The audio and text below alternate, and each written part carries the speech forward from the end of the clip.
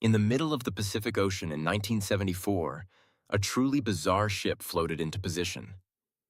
It was enormous, brand new, and unlike anything seen before. Its official purpose, declared to the world, was a pioneering mission to mine precious metals from the seabed, led by the famous and eccentric billionaire, Howard Hughes. But the ship's crew whispered about strange things. A giant, hollow bay in the middle of the ship that opened to the ocean below. A massive mechanical claw, and a mission that didn't seem to involve any actual mining. They were sailing under a cover story, but a cover for what? The truth was more incredible than any of them could imagine. This ship was there to pull off a heist, targeting an object lying on the ocean floor 3 miles down. Chapter 1. The Sunken Prize. The story begins 6 years earlier in 1968. The Cold War is at its peak. On March 8th, the Soviet nuclear submarine K-129, armed with ballistic missiles and top-secret codebooks, vanished without a trace while on patrol in the Pacific. A massive Soviet search found nothing. It was as if the ocean had simply swallowed it whole. But the United States was listening. A secret underwater network of microphones heard the faint sound of a catastrophic implosion. They knew something the Soviets didn't. The sub's final resting place, roughly 1,800 miles northwest of Hawaii. The USS Halibut, a specially equipped submarine, was sent to find it.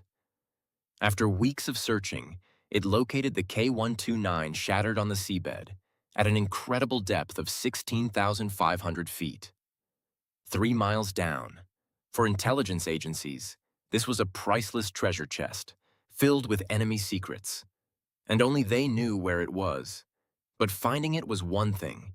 Getting it back was considered impossible. How could anyone lift a submarine from 3 miles down? Chapter 2. The Impossible Plan. The discovery triggered secret meetings that went all the way to President Richard Nixon. The potential intelligence haul, Soviet warhead designs, secret communication codes, was too valuable to ignore. In 1972, Nixon gave the green light for one of the most audacious covert operations ever conceived. Because of its secrecy, the mission was given to the Central Intelligence Agency, not the Navy. The plan sounded like science fiction. Build a massive ship, sail it to the middle of the Pacific, lower a giant mechanical claw 3 miles into the crushing darkness, grab a huge section of the submarine, and lift it into the belly of the ship, all without the Soviets ever finding out. The operation was given a code name: Project Azorian. The challenge was immense, but the biggest hurdle wasn't just the engineering. It was the secrecy. Chapter 3. The Cover Story. How do you build a one-of-a-kind vessel for a deep-sea heist without Soviet spy satellites noticing? You need an airtight cover story. For that, the CIA turned to Howard Hughes. Hughes was the perfect front, known for his secretive, pioneering government projects. The official story was that Hughes's company was launching a bold new venture to mine manganese nodules from the deep ocean floor. The cover was so convincing it sparked genuine worldwide interest in deep-sea mining. An entire industry was born from a lie the CIA created as a smokescreen. Under this elaborate cover, construction began on the ship that would attempt the impossible, the Hughes Glomar Explorer. Now that the ship was built and the cover was holding, could they actually pull it off? Chapter 4. Engineering the Heist. The Hughes Glomar Explorer was an engineering marvel, built at a cost of roughly $800 million. It featured a giant bay in its hull called a moon pool, with massive doors that would allow the crew to lift their target directly into the ship, hidden from view. To do the lifting, they designed a colossal mechanical claw nicknamed Clementine. Most revolutionary of all was a massive shock absorber system, which kept the 3-mile-long pipe string and its precious cargo perfectly stable, even as the ship rolled in the Pacific swells. In the summer of 1974, with most of the crew still believing it was a mining expedition, the Hughes Glomar Explorer sailed to the recovery site. Painstakingly, they lowered Clementine into the deep. After a week, they reached the seabed. The huge claw closed around the submarine's hull. The heist was on. For days they reeled in the prize. Soviet ships even circled the Glomar Explorer but saw nothing more than a strange mining vessel and sailed on. It was working. The submarine was rising from the abyss. And then, a disaster struck. Chapter 5. The break about a third of the way to the surface, a sickening jolt ran through the ship. A catastrophic mechanical failure.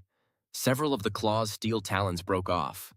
The main target, the larger portion of the submarine containing the missile silos and the code room, tore away and plunged back to the ocean floor.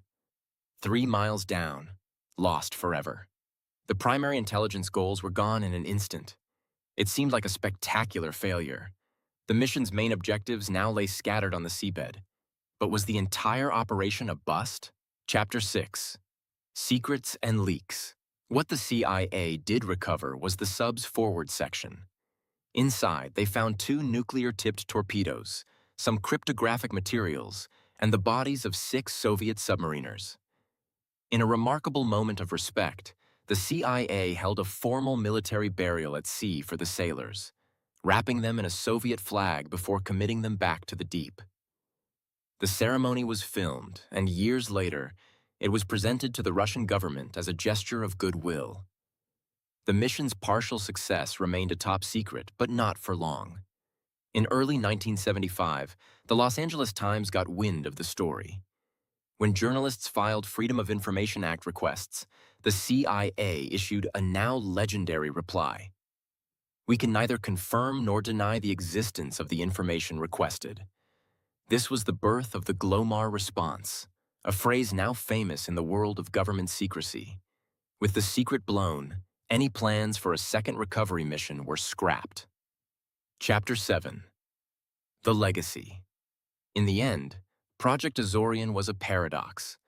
It failed to secure its main prizes, yet the CIA still considers it one of its greatest intelligence feats. The operation pushed the very limits of technology, and the Hughes Glomar Explorer was a milestone that advanced heavy lift and deep ocean engineering. The elaborate cover story even ironically helped kickstart the very real industry of deep-sea mining. It remains one of the most incredible hidden stories of the Cold War. A secret that once lay 3 miles deep in the dark, silent waters of the Pacific. So what do you think? Was Project Azorian a brilliant success or a spectacular failure? Let us know in the comments. And if you found this story as incredible and thought-provoking, share and subscribe to the Bluewater Arc for more such immersive maritime stories, ship secrets, and ocean mysteries from beyond the horizon.